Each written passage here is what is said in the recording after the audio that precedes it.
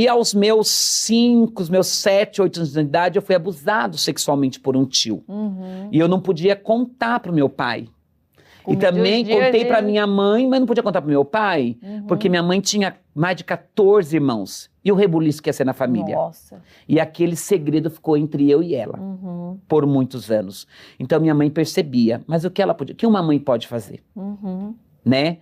Ela me protegia da maneira dela, porque às vezes quando eu saía da minha casa, escondido, 9 horas da noite, meu pai trancava as portas para eu não entrar. E ela esperava ele dormir, e ela abria uma tramela que tinha na janela para eu poder entrar. Ela dizia, filho, quando você chegar, vai por fora e pula a janela, que eu vou deixar para você aberto. E você acha que com o seu pai piorou com essa situação quando ele percebeu que você estava talvez tendo uns trejeitos, né, mais pro outro lado, ou tendo, né, olha, Karina, de verdade, atitudes mais femininas que... Verdade, Karina, eu fico até triste, porque uma época eu orei muito para Deus mudar minha voz, uma época eu fiquei sem falar. Eu falei para Deus que eu não ia fazer mais a obra dele, que eu não ia mais profetizar, que eu não ia fazer mais nada, porque ele tinha que mudar minha voz. E mudar o meu jeito. Se as pessoas acham que eu sou extravagante hoje, imagina há 20 anos atrás, né?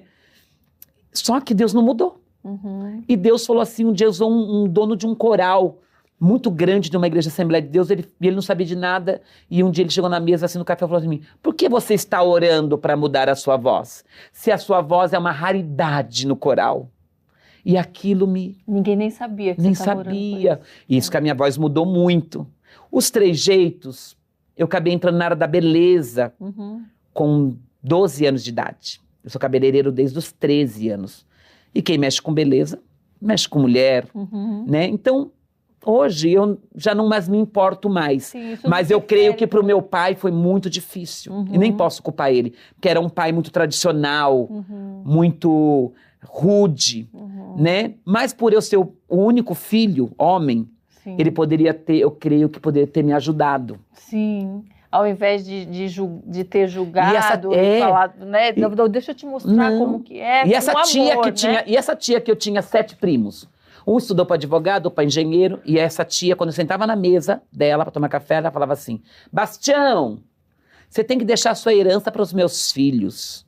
Porque os meus filhos são estudados. O seu filho, dá para ver o que ele vai ser na vida.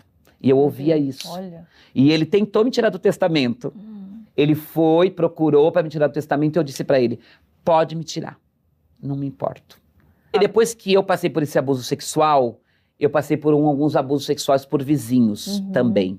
Então eu já não tinha mais espaço, nem na família e nem na sociedade da onde eu morava, por abuso sexual. Então todos do bairro já falavam, né? Dizia, lá o bichinha, olha lá isso daqui. Então eu não podia estudar, porque às vezes eu entrava numa escola e a gangue me pegava e me batia. Quantas vezes eu não saí machucado de escola? Meu Deus. Eu tive que parar de estudar na 7ª série.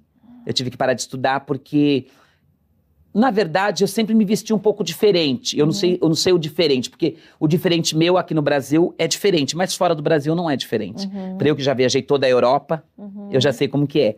Mas por causa da minha vestimenta, do meu jeito, então eu não podia estudar. Então, Deus colocava anjos na escola para me guardar. Eu lembro que um dia eu estava numa escola e resolveram me bater. E um rapaz lá atrás, chamado Juarez, falou assim para mim, levantou na sala e falou, quem relar o dedo nele vai se ver comigo. E ali eu fui protegido até o fim do ano para poder estudar. Mas aquele moço, eu nunca falei com ele, nunca estudei com ele, e foi um dos meus melhores amigos.